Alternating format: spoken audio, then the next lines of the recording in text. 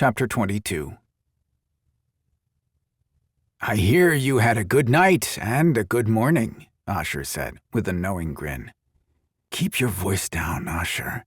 Carly is not like the women here. She is shy," Drago warned. "Shy? Fascinating," Asher replied under his breath. Drago saw the inquisitive expression on Asher's face and knew the pirate wanted to ask him more questions. Drago did not want to answer them. Deciding to remove Carly, along with himself, from the other man's presence was the best way to avoid upsetting her. Drago turned and walked over to where she was talking with Nolly. "Nolly, I promised Carly I would take her shopping today. There are many supplies that we need before we return to my kingdom," Drago stated in a quiet voice. "We could establish trade again if you lifted the spells that protect your kingdom," Nolly suggested. Drago shook his head. "The only thing I have to trade is gold. With my people gone, there is not much else," he replied. "I understand. Dragon's gold is not a bad trade if you should decide you wish to barter. My Cyclops would appreciate the added revenue," Nolly laughed. "You never told me what is happening on the Isle of Monsters. Is there anything I can do to help?" Drago politely asked. This time it was Nolly's turn to shake her head. She glanced over at Asher. Corgan and Isha had already departed before daybreak, each of them feeling the weight of their responsibilities. "Nay, I have no proof that the sea witch has touched my kingdom," she admitted. "Yet," Drago pressed. Nolly released a dry laugh and lifted her chin. "I will let you know, dragon, if I need your help," she said. Drago studied the other woman's face for a moment before he nodded and turned his attention to Carly. She silently studied the two of them. He knew from the expression in her eyes that she had not missed Nolly's brief hesitation or Nolly's evasive response. "Thank you, Nolly. I hope you have a safe trip home and that I get to see you again soon," Carly said, reaching out to hug the other woman. "I hope one day you will see your friend Jenny again. I would be honored to meet her. She sounds like a wonderful person," Nolly stated. Carly wiped the corner of her eye. "She is, and I'm sure she'd love to meet you too," she said. "Safe journey, Carly. Until we meet again, dragon," Nolly said with a bow of her head before she stepped back, turned, and walked out the door. "Don't forget to take those eels with you. They're terrorizing my herd of sea dragons," Asher called out. "Orion will have something to say about that, Asher," Nolly retorted with a wave of her hand. "Eels?" Drago asked, turning to look at Asher. "I made the mistake of suggesting a race between her eels and my new herd of racing sea dragons. I forgot the creatures were over 30 meters long and electric. 2 of my fastest sea dragons bolted when she brought the eels in," Asher explained. "When are you going to learn not to antagonize the other kingdoms?" Drago asked. "Where is the fun in that?" Asher demanded, with a confused expression. Drago shook his head and looked at Carly, who was trying to smother her laughter. He rolled his eyes, something he couldn't remember ever doing before. The laughter he was trying to hold back escaped, and together they enjoyed Asher's exasperated confusion. "You have become a very strange dragon," Asher complained. "Go spend your gold, Drago. I have more important things to do while you shop." "I believe that is the last of the items we need," Drago said. Carly nodded and surveyed the items as they were being loaded onto the wagons. After this, there would be 4 full wagons of supplies ready to be transported to the Dragon Rider and stored below deck. Carly didn't know what they would do when they got back home. It would take a week to unload everything with just the 2 of them. "I'm starving. Do you think we can get something to eat?" Carly asked. "Of course. I could use something to eat as well. Are you sure you do not mind that we are leaving this afternoon to return home?" Drago asked. Carly shook her head. "Not at all. I thought it would be nice to see other people, but I honestly miss having you to myself," she admitted with a sigh. I think the birds would like to return home as well." "I noticed they did not stay long," Drago observed. The only bird to remain behind was the first one Drago had made. This little one had become her protector. It sat nestled in the loop of the red scarf she wore around her neck. "I will order some food for us at the tavern. There are some tables protected from the wind on the side of the tavern. Would you prefer to eat inside or out?" Drago asked. "Outside. I love to people watch, even if I am looking forward to returning home," Carly laughed. "I will reserve the table," Drago stated. Carly nodded. They cut across the busy street and stepped under the covered entrance to the tavern. A tall woman with flowing black hair stepped out of the entrance and greeted them. "2 for the table in the corner," Drago stated. "This way," the woman said.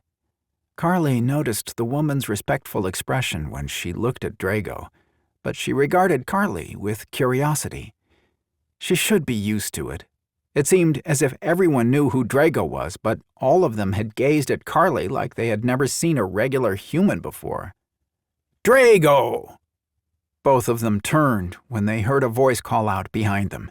Carly stifled her giggle when Drago muttered a curse under his breath. Asher was weaving his way along the walkway toward them. "I thought we had lost him," Drago said under his breath. "King Asher, welcome," the woman said in a warm tone. "Are you dining here?" Asher asked.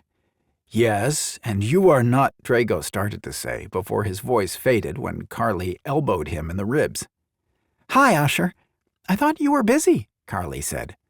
Asher waved his hand.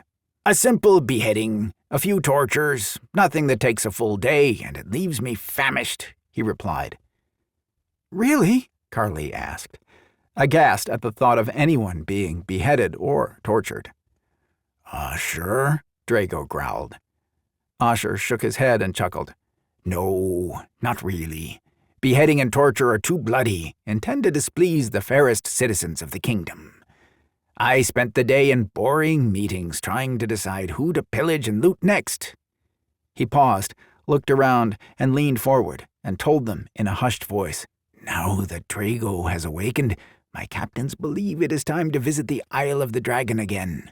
I hear there is an impressive blood-red diamond and a room full of treasure to be found," he teased. "More like a huge cavern. Not that I've ever seen any of the golden jewels in it," Carly hastily corrected. "A cavern? Please do share the details of this amazing cache you have never seen," Asher begged, reaching for her hand. Carly giggled when Asher ended up with Drago's hand instead. The Pirate King quickly released Drago and wiped his hands across his shirt. Carly shook her head and turned to follow their hostess to the table. "We hoped we wouldn't see you again," Drago said. Carly murmured her thanks when Drago held out a chair for her before he and Asher took the seats on each side of her. A waitress appeared with 3 menus. She placed them in front of each person before standing back a short distance to wait for their orders. "3 ales, please," Asher asked, ignoring Drago's rudeness. Once the waitress disappeared, he returned his attention to Drago. "I wanted to discuss a matter with you in private before you left." Carly didn't miss the side glance Asher gave her. She quickly scanned the menu and made a choice before placing it next to Drago. She needed to visit the ladies' room, and this would give the 2 men time to discuss whatever they needed to without worrying about her. "I'll take the grilled bird with the fresh vegetables and soup. I need to visit the ladies' room," she said, rising to her feet. Both men rose as well. Drago had a slight scowl on his face that cleared when she rested her hand on his arm. She leaned forward and brushed a kiss across his lips. "I'll be right back," she promised. "Do not leave me alone with him too long. I cannot promise I won't kill him," Drago said. "I heard that," Asher dryly replied. Carly laughed. "You'll both be fine. Nature calls," she said with a grimace. "It was definitely calling last night and this morning," Asher chuckled. Carly's face flamed and she shot Asher a stern glare before she turned to brush another kiss across Drago's lips. Drago may have some competition when it came to killing the Pirate King if he wasn't careful. She shook her head and stepped away from the table. She really felt sorry for any woman who tangled with Asher. They were going to need a huge sense of humor, a long leash, and a whip or two to keep him in line. More like a taser and a choke collar, Carly muttered to herself.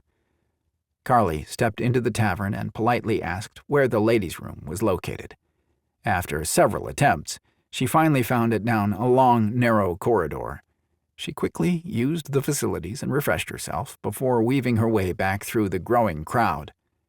She stepped outside the front entrance again and drew in a breath of relief. She was about to turn to the left and return to the table when a small table set up to the right caught her attention. The scarves hanging from the merchant's cart were beautiful. Biting her lip, Carly decided a few extra moments wouldn't hurt. Drago had given her a few coins to buy anything she wanted, but Carly had been reluctant to spend any of it. For one, she didn't know the monetary system here. She could give the wrong coin and never know that she had given someone way too much or too little. Walking over to the cart, she fingered several of the scarves. On the table was a wide variety of brooches to hold them in place. One of the brooches caught and held Carly's attention. It was of a small dragon. What made it unique were the tiny white birds that flew beside it. It reminded her of Drago and the paper birds. "That is one of my most unusual pieces," the woman said, emerging from the shadows behind the cart. Carly jumped in surprise. She hadn't seen anyone there. She blinked and pulled her hand back from the delicate piece. "Oh, I didn't see you," Carly said, smiling at the pale young woman standing across from her. "The piece would look lovely against your red scarf," the woman said, tilting her head to the side and staring at Carly with vivid green eyes. Yes, it would. How much is it?" Carly asked.